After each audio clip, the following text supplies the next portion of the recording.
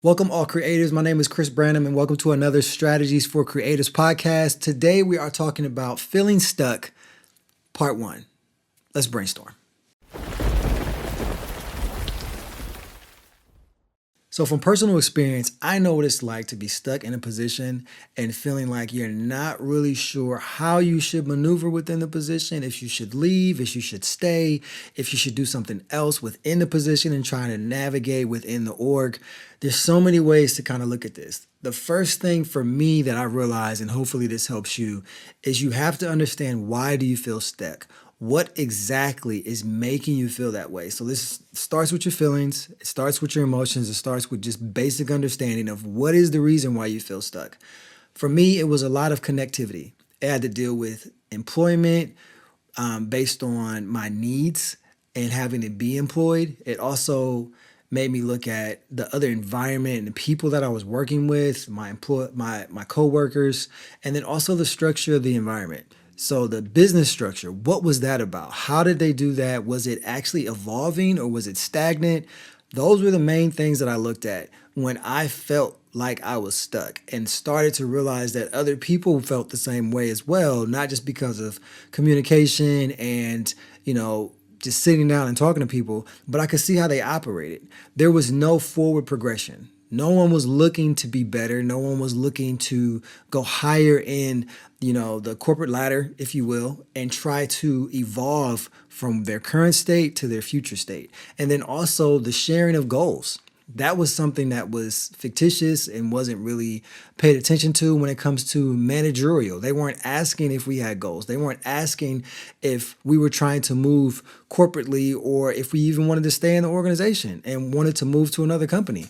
All those things are very important. Now, granted, I have been in several different types of organizations where some did do that very well, some did not, and some were kind of like in the middle and it was a little mediocre.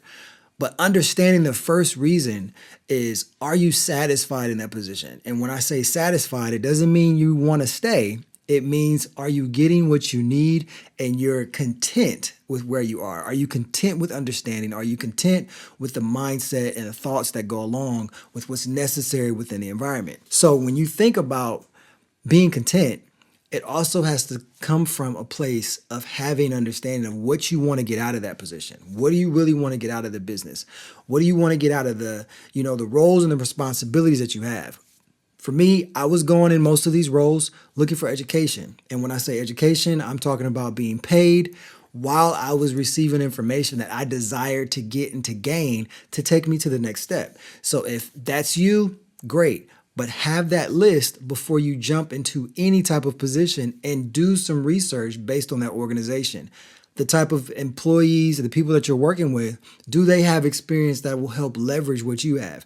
What's their track record? Are they quality? Are they quantity? Are they just there for a position? A lot of those things you kind of want to fill out, and you can do that in several different ways. You can do that by, talking to individuals and coming in and just kind of filling out the room, having slight conversations and asking a few questions, but do it in a way where it's more covert rather than just being very aggressive and abrupt about their life and what they expect and what they desire to do in their journey within their career. And then also ask your manager directly before you get hired. What's the culture? What is the type of environment that they're trying to breed? Are they trying to breed individuals that are, dogs in their environment and they want to be the best person possible? Or are they breeding an environment where people are stagnant, subpar, and they don't really want to move, but they're kind of consistent where they are? And then you can also look at the structure of the organization. Is there fluidity in the organization? Is there areas for people to maneuver? That is something that will give you so much insight, because if it's not a robust organization and the company is not really growing, that means most of the systems and the positions that you're going for are kind of set in stone. That means they don't have a lot of movement there. So that's something to think about and how to manage and navigate within that. But there's a link and a article that I found in Inc.com, and I'll put it in the link below so you guys can check it out. So it's 2022 when they actually posted this article, but I thought it really resonated and still rings true today. So the article is titled, "Why Are People Really Unhappy About Their Jobs?" And a lot of this has to deal with what I've seen before and what I've noticed not just in businesses, that I've worked for, but also businesses and entrepreneurs that are starting. This is something that you can glean from it as well in order to keep consistency within your environment, as well as helping the employees that you hire to stay on board rather than jumping ship too early or you have a very large turnover. One thing that you look at in these two words was employee recognition. These are two big words that HR has definitely looked at, and they have utilized several different resources. And again, just look at the link and you can definitely read it at your leisure. But looking at those two words, employee recognition is very, very large and robust when you think about hiring individuals and what their expectations are in the organization. What does the employee want to gain and gather from being hired rather than just a paycheck? Because recognition is a very big deal. That means not just doing your job and doing it well, but being recognized for it. And how you do that is more than just pizza parties. It's more than just, golden stickers and kind of marching towards those parameters or little set goals, but it's actually doing their job and doing it well. And how they're recognized is a big deal. There was 3 areas that they were concerned about and looking at in detail, and I'm just going to capture those and kind of give my spill on what I thought about those when it came to these 3 areas. The first one had to deal with simple thank yous is not enough. So that means just saying thank you for doing your job and recognizing that you're doing something well in the eyes of the employee is not enough. Why is that? You have to go from the psychological perspective. Most people receiving thank yous, pats on the back, they got those all their lives. There's nothing special about it, especially if you've been getting that not just from home environments, but also friends, also from sports, and you kind of know that's like, okay, yeah, I did my job, I did it well, thanks, right? That's what a child usually gathers. That's what a child usually gains, and they see that and they're excited about it. People want a little bit more to go off of. And when I say that, it's not just the recognition of pat on the back, but it's how did you do your job well? It's did you not just hit all the checks on the list, or are you doing something above and beyond? Or is it the way, the processes that you've done it? Is it something that you implemented that made it even better for individuals? And that is something that makes just recognizing somebody go a long way. The thank you is more than that. It's actually praise, in a sense, for you doing your job, helping the environment and actually helping the team and the organization in its totality. We recognize your position, but we also recognize how important you are. And that is a critical piece from a psychological perspective. If I don't know how important I am, then that means I don't know if I'm doing good or bad. I don't know if this position can be replaced. I don't know if I am, subject to being fired or, my job being, handed off to AI or something like that. I don't know. So when you don't give me recognition, that doesn't give me any positive reinforcement to let me know how well I'm doing something. And that is the criticality behind telling somebody, not just, when they do something well, but check-ins. There should be touch bases. There should be not just annual or, mid-year reviews, but there should be something maybe every week, bi-weekly, just to check in with your employees. And I'm talking specifically to the managers. So if you're not checking in with them and seeing how they're doing and giving them some type of, I don't want to say accolade in a sense, but just seeing an overview of what they've done so far and giving that just positive reinforcement to say like, hey, I've noticed what you've been doing. You're doing a really good job. I even see how you're communicating and collaborating with the team. All of those things go a big way, and they help bring synergy to the environment because now the person feels valued and they actually do want to stay because they're going to crave more of that. Again, we're talking about psychological. So now you're dealing with dopamine hits. You're dealing with the gratification and the gratitude that's sparking more in that individual. And most of the time that person either is going to be consistent in that environment or they're going to do a little bit above and beyond because they desire more of it. They're going to crave more of those feelings and emotions and hearing more of that information. And it's either going to look good, it's going to give them prestige, and it's also going to give them bumps in pay, which also supports that positive reinforcement. The next thing that they talk about is camaraderie. And before I go to camaraderie, there was a part within that first point that I thought was very unique. And it talked about the percentage rate. So I'm going to read this really quick. When employees were asked if they liked more frequent and more meaningful recognition, over 64% claimed they prefer to be meaningfully recognized. 64%. So that means 64% of individuals really saw that importance of being recognized. But here's the thing about that. The recognition also comes no matter what the position is.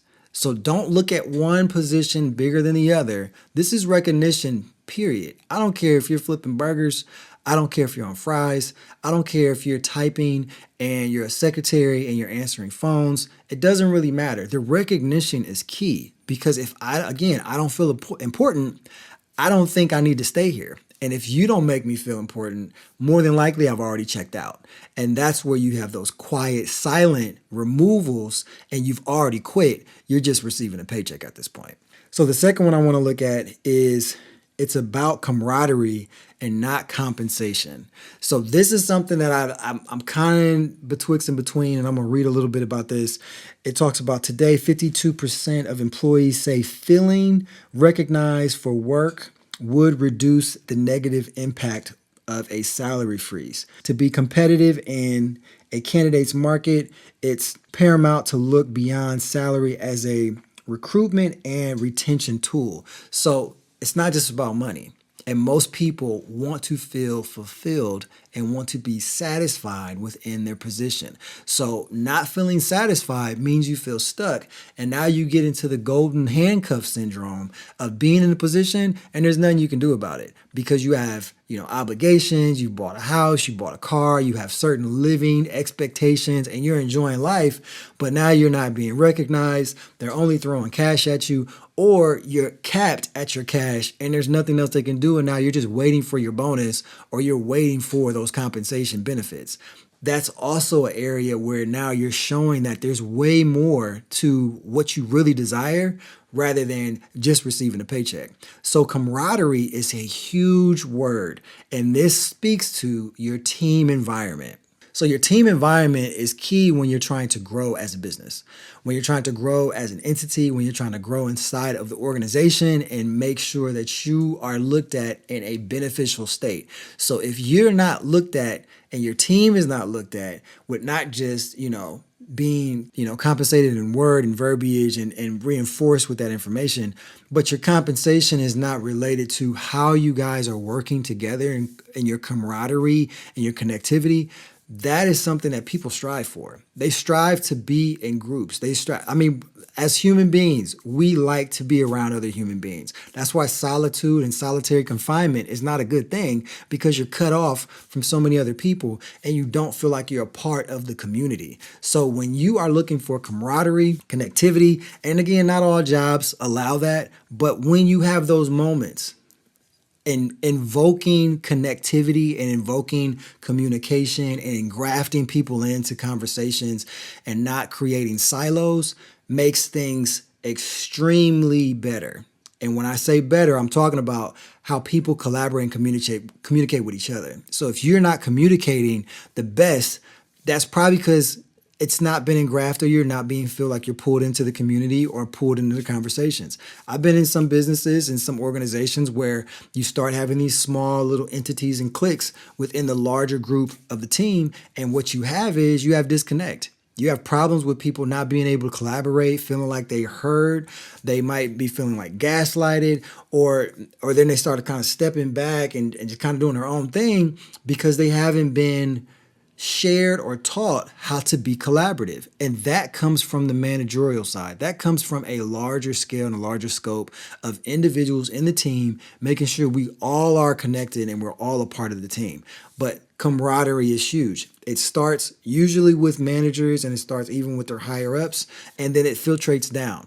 But here's something that I've learned. You can also filtrate up, meaning you as an individual or individual contributor can also influence the level of camaraderie by connecting with other people, sharing emails that are in line with being able to be shared, so not sensitive data and stuff like that, but connecting with other people, collaborating, having conversations, going to lunch with other people, understanding that their life is more than just the organization, the corporation, if they choose to share that type of stuff. So when you have more of that, you start being looked at as an individual and not just an entity or a number. You're a necessity to the environment, and people see your value because of your personality. They see your value of how you communicate. They see your value and your take on your thoughts and your ability to collaborate and come up with new concepts. All of that is very important in camaraderie and how you look at your comrades. So we're supposed to be in this fight together. We're supposed to be in this organization together. And if I don't feel like you got my back, or you're doing your own thing and now I'm kind of left out to my own devices, it's going to be very difficult for me to feel like I'm a part of the team. So how do you do that? It's more than just pizza parties and hanging out and happy hours, but it's actually doing life together. And the more you can do that in an organization, the better, because you also understand that this person's life extends beyond the time frame that they're in their position or they're at the cubicle. Their time frame starts when they wake up, how their day starts, what do they need to do, how are they collaborating, communicating with the rest of their family, does their family even like the position that they're in? All of that matters. And the more that you can kind of feel those things out and have that relationship with employee and manager, etc., that's going to build a lot more camaraderie among the individuals, because you will see people as valuable and you'll see them as entities. And when you see them as entities, you see them as important. And when you see them as important, the value for them mentally goes through the roof, because now I know that it's not about me getting let go tomorrow. It's about me actually being a part of something that's bigger than just my role and responsibilities. But I'm a part of the team to help this larger organization work. And then the third thing that they have that I'm looking at here is managers aren't trained to recognize good talent. So this is one of those things where, depending on the type of environment and what type of systems and opportunities and benefits are available for employees and for managers, that's going to kind of let you know how you can pivot and what else you need to do within the organization to make it make sense. Because if I don't have the tools to find good talent, or I never have been taught to find good talent, I'm already deficient. And that's not just deficient from a managerial perspective, it's also making the entire team deficient, because now somebody's going to have to teach that individual, take them under their wing, or you're going to have a deficient individual on your team and it's going to be very difficult to fire them, or they don't want to fire them because now you have to pay out unemployment. So there's so many negatives that come along with not being able to find quality individuals, but there's so many positives that come with that. That means if you find the right person and that's the right fit, compensation alone is not going to do it, but it's also camaraderie, and it's also understanding their emotional state about being a part of the team. 48% of employees say culture has deteriorated during the pandemic. If you really want a quality environment and you know how to pick individuals, think about how you want to build relationships. And I'm talking to the managers at this point. How you find and pick quality individuals is way more than paper. It's way more than their previous accolades, but it's how do they fit with the team that you currently have, and are they going to be an asset and an entity, or are they going to be a liability and deficiency? So you have to understand, what are you wanting them to add to the organization? Are you looking for them to build up the team? Are you looking for their insight, their prestige? Even their Rolodex of information can be very, very pivotal in how you pick and choose. And then also the connectivity they have with the individuals that are currently there. Are they going to be likable? They could be full of knowledge and wealth of information, but they really don't have the best presentation. They really don't know how to talk to individuals. They're really still trying to figure those things out. That's something also pivotal that you really want to think of as well, because those soft skills are major when you're trying to grow a team or keep consistency or even build and crush teams, because you are trying to maximize on what's already there and what they bring to the table. So look beyond paper, look beyond resumes, look beyond how well they write things.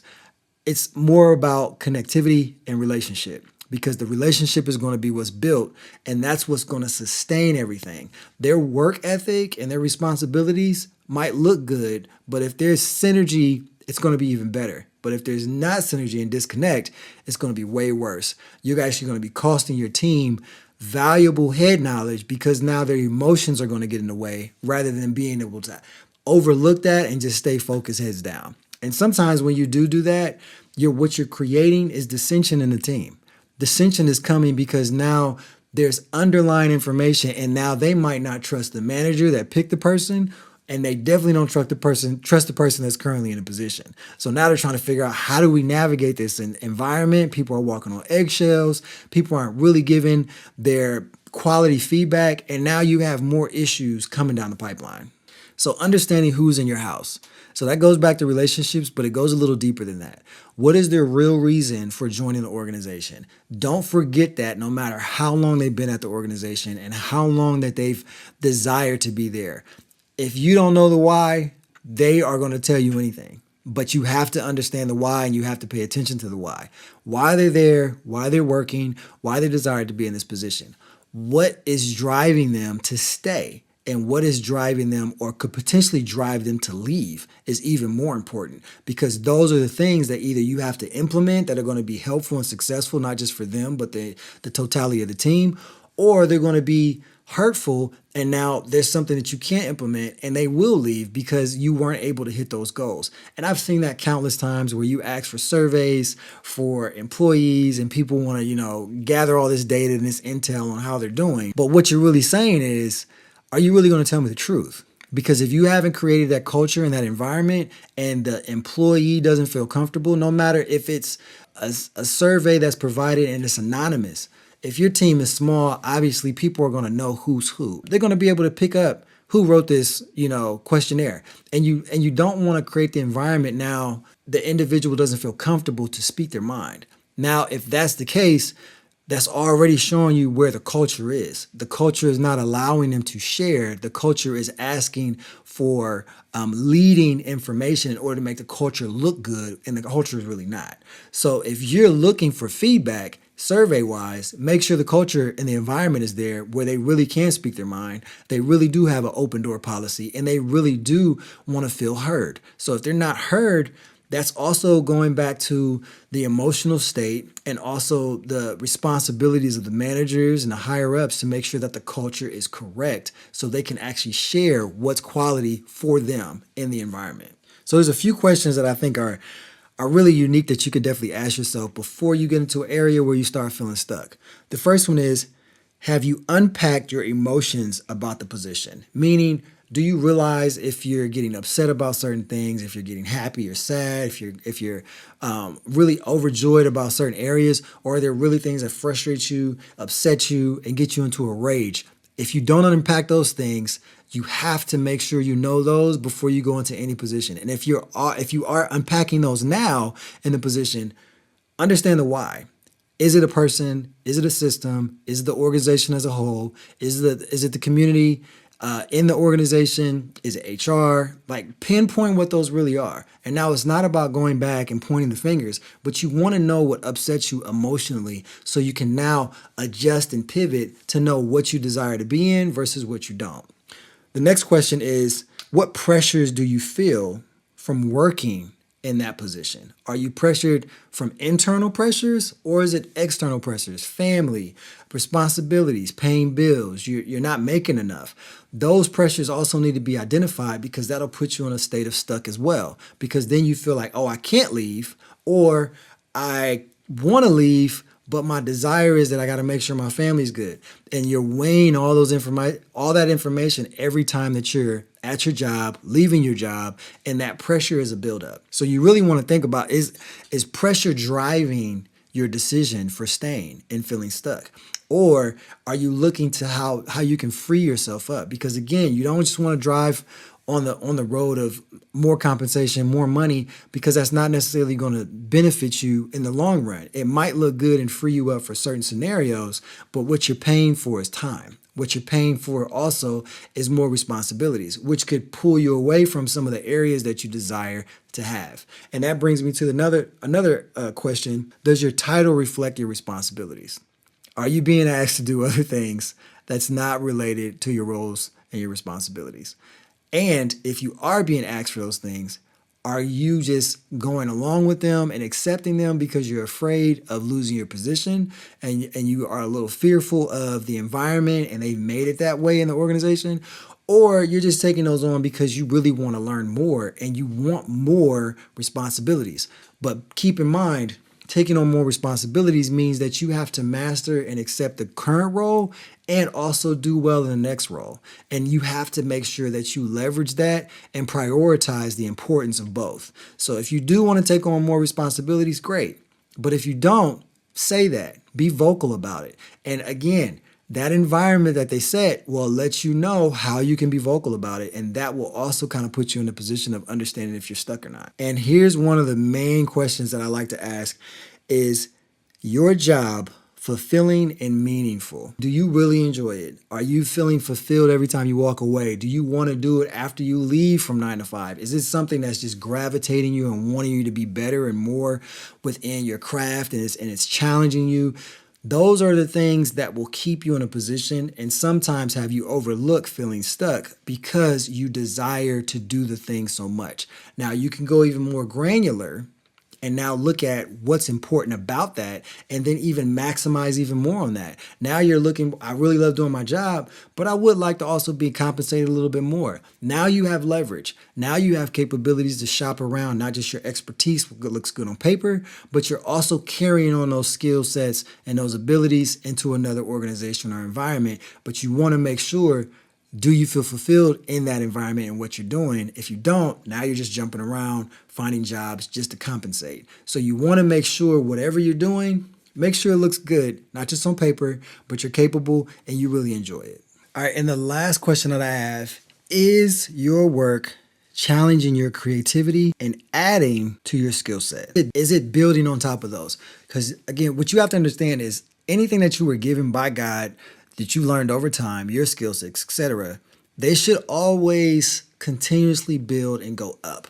They should not be stagnant. So you want to make sure there's an evolution going on with what you're learning in your area, in your particular skill set, in your environment, so you can be more or less of a master and a craftsman in that space. So now you have something to offer to the team. So that will also help you from not being stuck, because they will show other people on your team that you're more skilled and you have the capability not just to know your job really well and be an individual contributor, but you also have the capability to teach others. You have the capability to show others how to become like you, and you can now have discipleship opportunities within the organization and for yourself. So now you become a master, you become a teacher, you become a guide.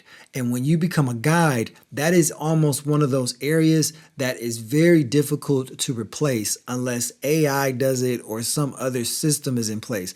And that's hard to come by, because that person has so much knowledge and information. You almost write the area and you write the rule book for how to navigate in certain places. So you have to understand whatever you're grabbing and gaining and how you're building and maximizing upon that, you are creating an invaluable space. And that is the goal anytime you're utilizing your skills, your gifts, and your abilities, is become invaluable. Become something that other people want to have on their team or want to pay for, and they want to seek you out. That's when headhunters come into play. That's when you have the capability to put your resume out there and you can pick and choose your job. You can pick and choose, but you are now looking for all those areas, and that no longer puts you in a stuck environment. That allows you to be unstuck, and that allows you to have fluidity no matter where you go. I hope this helps somebody. Like, subscribe. Definitely check out the YouTube channel and also listen for the next podcast. I do these every Tuesday. I drop them early at 5 a.m. so you have the ability to listen to them before you go to work, on your drive in, and at lunch, or even later on in the day. And I try to keep them short so you do have the opportunity to take them in small chunks and you don't feel overwhelmed. So let me know what you guys think. Give me some comments. Hear from you guys when it comes to strategies for creatives, your day-to-day, your entrepreneurial areas. So how you can maximize your creativity to be the best you and produce results. Peace.